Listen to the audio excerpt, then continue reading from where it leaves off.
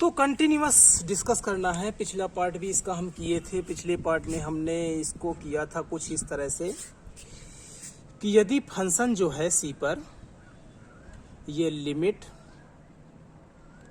x tends to सी कुछ ज़्यादा या बोले राइट साइड लिमिट की, वो लेफ्ट साइड के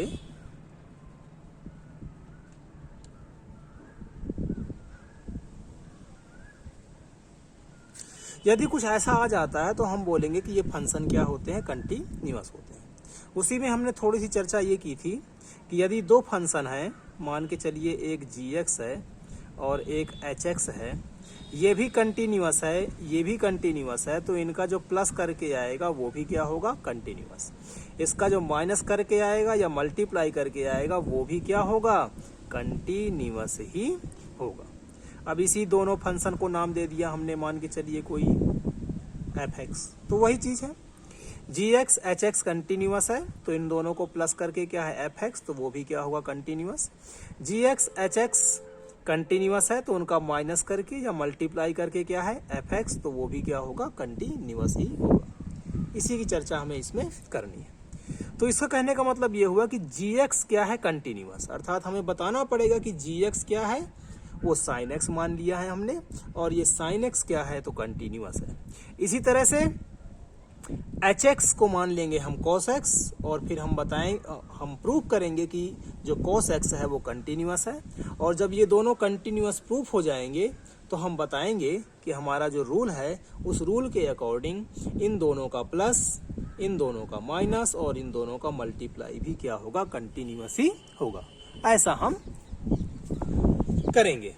तो सबसे पहले हमें प्रूव करना है कि जो sin x है वो कंटिन्यूअस है। तो हम मान लेते हैं कि लेट जो gx है वो sin x के बराबर है, एंड जो hx है वो क्या है, तो cos x है। तो sin x हो गया gx और cos x हो गया hx, ऐसा हमने एज्यूम किया है। उसके बाद इनको हमें कंटिन्यूअस प्रूव करना है। तो कंटिन्यूअस प्रूव करने के लिए यही मेथड होता है हमारे पास। यदि ऐसा कुछ हो गया तो वो क्या है, कंटिन्यूअस। इसी पे हमने चर्चा की थी कि मान के चलिए कि फंक्शन यदि एक ही हो, जैसे ये फंक्शन एक ही है, तो सिर्फ यदि हम इतना भी कर देते हैं, लिमिट यदि ये दो पार्ट भी हम कर देते हैं, कब, जब फंक्शन एक ही हो, तो हम बोल सकते हैं तक कि ये भी क्या है, कंटिन्यूअस है। तो वही काम करते हैं हम इसमें। तो पहले FC फाइंड करना पड़ेगा, तो FC निकाल लेते हैं। तो इसके लिए FC नहीं, यहाँ पर G है तो GC निकालेंगे। तो x को हटाएंगे तो कितना आएगा, sin c। उसके बाद हमें ये काम करना पड़ेगा, तो limit h tends to c x tends to c, और फंक्शन यहाँ पर क्या है, साइन, तो यहाँ पे आ जाएगा sin x, कुछ इस तरह से लिखेंगे हम sin x। अब हमने एज्यूम कर लिया यहाँ पर कि लेट जो x है वो c प्लस h के इक्वल है। यही काम करते हैं, प्लस हो माइनस हो, है ना। तो प्लस होता तो c प्लस करते, माइनस होता तो c माइनस करते।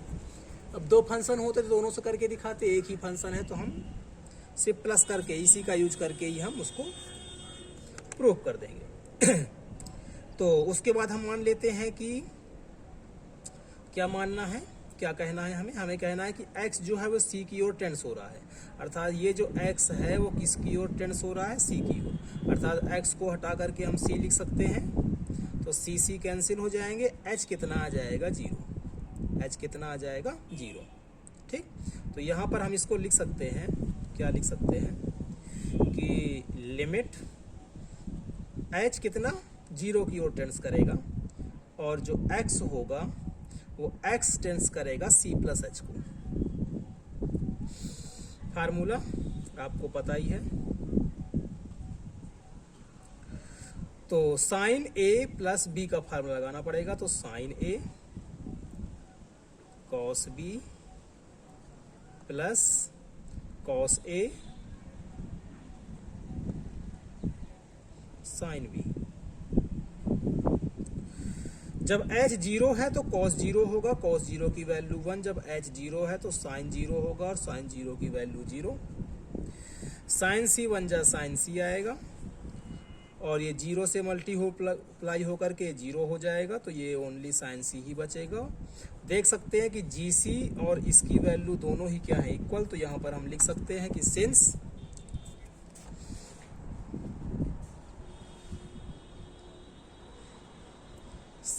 fc इक्वल टू है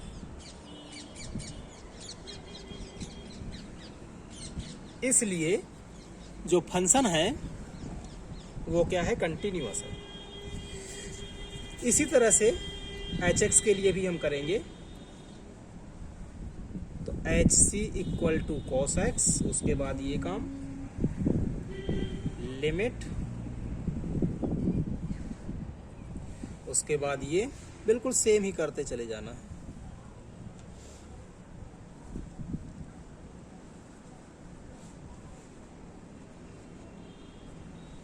उसके बाद यही काम। तो हमने देखा था कि x c प्लस एच को, उसके बाद वैल्यू पुट करके बताया था कि h कितना आएगा, 0। तो वैसे ही इसको भी हम लिख सकते हैं कि लिमिट h टेंड्स टू 0। तो यहाँ पर आ जाएगा cos c plus H.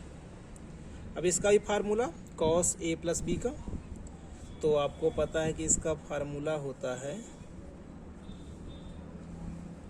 cos a cos b, plus है तो माइनस हो जाता है, sin a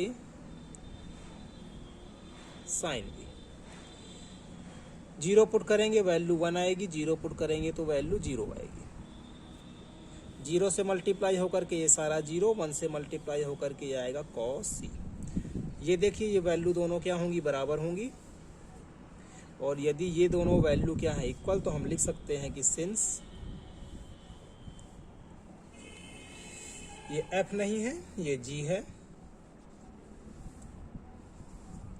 और ये h है, तो hc इक्वल टू है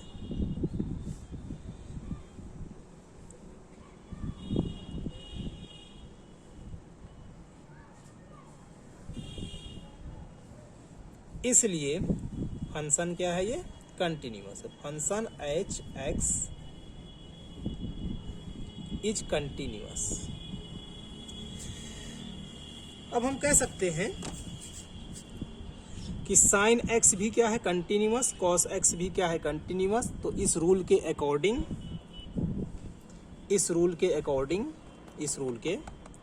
दोनों का प्लस भी क्या होगा, कंटिन्यूअस, माइनस भी क्या होगा, कंटिन्यूअस, और मल्टीप्लाई भी क्या होगा, कंटिन्यूअस होगा। तो यहां पर लिखेंगे since sine x and cos x are continuous function,